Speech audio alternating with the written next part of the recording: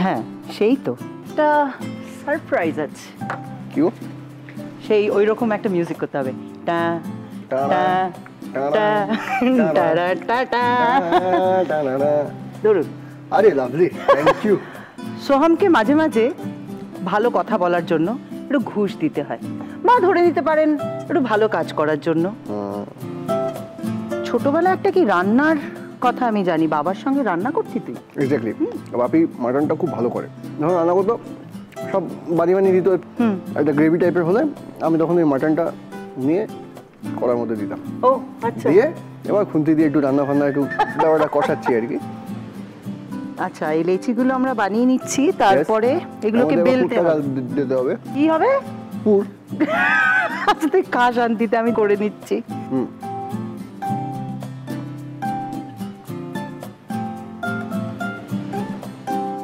নে, এগুলো বেলা হয়ে গেছে, আমি আগে গরম জলটা বসিয়ে, ওইটা হতে হতে আমাদের পুরটা তৈরি হয়ে যাবে।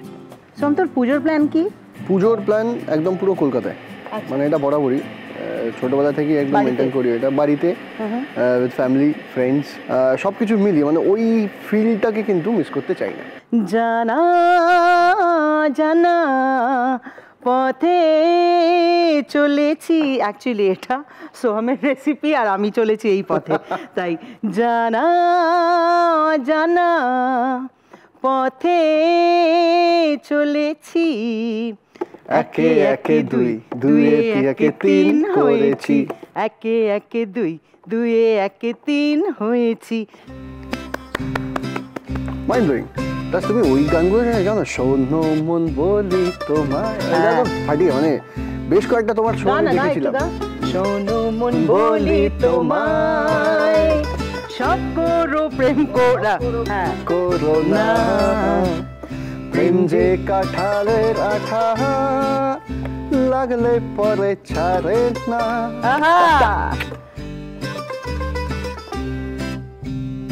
আমাদের এগুলো রেডি, এবার এগুলোকে স্টিম করতে হবে।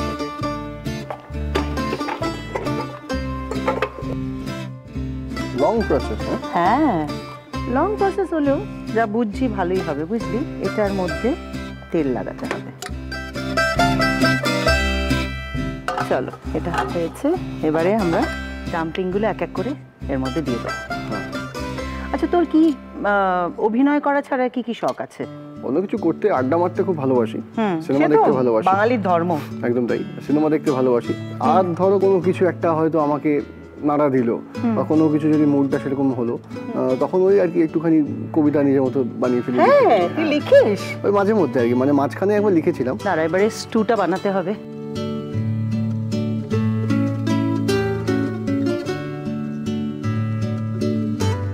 গ্যাসটাকে অন করি। 3 টিস্পুন সাদা তেল, এবারে অর্ধেক টিস্পুন মেথি দিতে হবে। ওকে। মেথিটা গরম হয়ে গেলে তেলের মধ্যে ওটাকে একটু তুলে নিতে হবে, কারণ ওটার ফ্লেভারটা চাই। আচ্ছা। গোলমরিচ 1 টিস্পুন। এরপর মাটন হয়ে গেল, মাটন মেথি। এবারে আমরা আলু দিয়ে দেবো, 5টা গোটা পেঁয়াজ, 10টা মতো বিনস, 2টো গাজর। এবারে এটা একটু নাড়াচাড়া করতে হবে। এবারে এই স্টক দিতে হবে। এবারে এই মাটন, হ্যাঁ, সেদ্ধ স্টকটা এর মধ্যে পুরোটা দিয়ে দিলাম। এটা হতে থাক। চলছে আমাদের যুগলবন্দি সপ্তাহ, আর সোহাম আমাদের শেখাচ্ছে আজকে মাটন মেথি ডাম্পলিং স্টু। সবজিগুলো সেদ্ধ হয়ে এসছে, এবারে এর মধ্যে 1/2 কাপ নারকেলের দুধ দেব, তার সঙ্গে একটু স্বাদ মতো নুন আর একটু চিনি, সামান্য অল্প। এবার এটাকে একটু নেড়ে নিই। আহা, কি ভালো একটা গন্ধ বেরিয়েছে। একদম তাই গো। আমরা এবারে একটু মাখন দিয়ে দেবো। গ্যাসটাকে অফ করে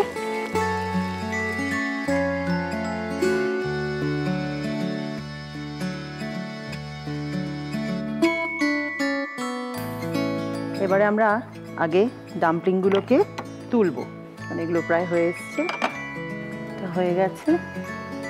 একটা করে হ্যাঁ, স্টুটাও রেডি। এর ওপরে স্টুটাকে যা দারুণ দেখতে হবে, আশা করছি খেতেও অসাধারণ হবে। এটা মিষ্টি হলে হতো অনেকটা রসমালাই, তাই না? এত পরিশ্রম আমাদের সার্থক। এটাকে নিয়ে এবারে একটা ছবি তুলবো আগে। নিশ্চয়ই। আহা, তুই কি একটু এবারে হাত লাগাবি? নিশ্চয়ই, এবার আমার উপর ছাড়তে পারো তুমি। আচ্ছা, ছেড়ে দিলাম। এনে আরে যে রাধে সে চুলো বাঁধে, তুই কর, আমি এগুলোকে রেখে আসি সিঙ্কে।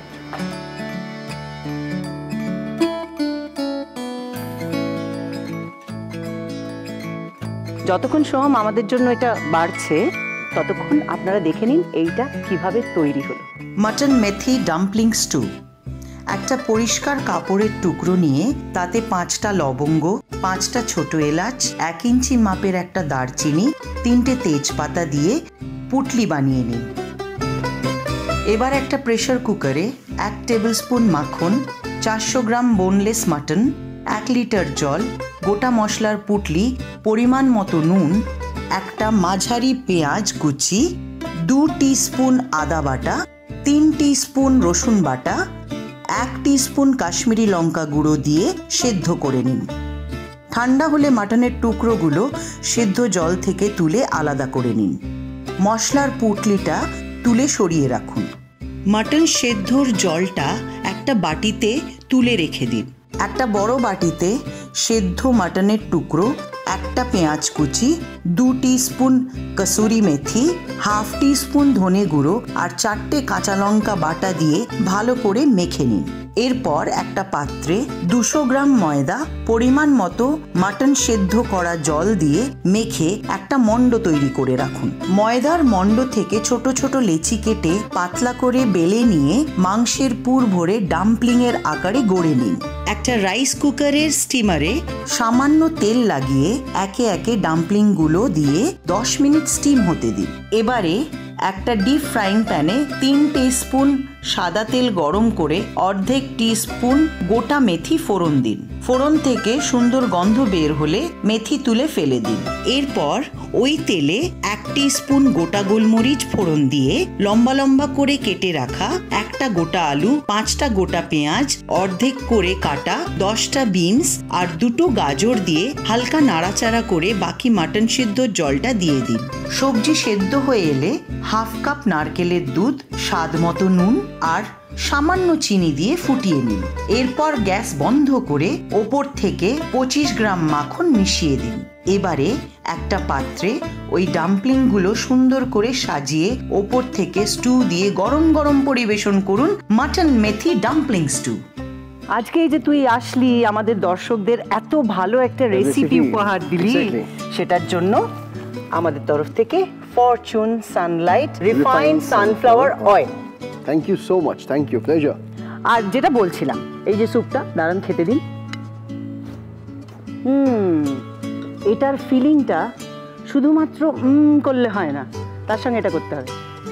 সুপারিট একটা হুক স্টেপ হয়ে গেছে, একদম, অথচ কিছুই নেই। তো আমরাই বা বাকি থাকি কেন? হয়ে যাক একটু, চলো। হ্যাঁ, না রে না আর তো পারে না, মন আমার নাস্তা না বোধ একজনেরই দায়, না রে না কারো ধার ধারে না, দিন আমার যাচ্ছে ভালোই মিষ্টি যন্ত্রণায়, বাড়িতে দোকানে এখানে ওখানে যেখানে সেখানে ভালোবাসি। এরকমই হাসি ঠাট্টা মজা আনন্দ নিয়ে আমরা আবার ফিরে আসব আপনাদের প্রিয় এই শো নিয়ে। আজকের মতো টাটা বাই বাই বলি, কারণ আমিও আর পারছি না, বলতে তো পারবো না, আর পারি না, শুধু এটুকুই বলবো, না রে না আর তো পারি না। আবার দেখা হবে। না না না না না, তুই যেটা বানাচ্ছিস সেটার নামটা কি? সেটার নাম হচ্ছে চিংড়ি এবং কাঁকড়ার যুগলবন্দি। ও রঙ্গবতী রঙ্গবতী রঙ্গবতী রঙ্গবতী, হায় রঙ্গবতী রঙ্গবতী কনক লতা, হসি পদে কহনো কথা। এবার রান্না ঘরে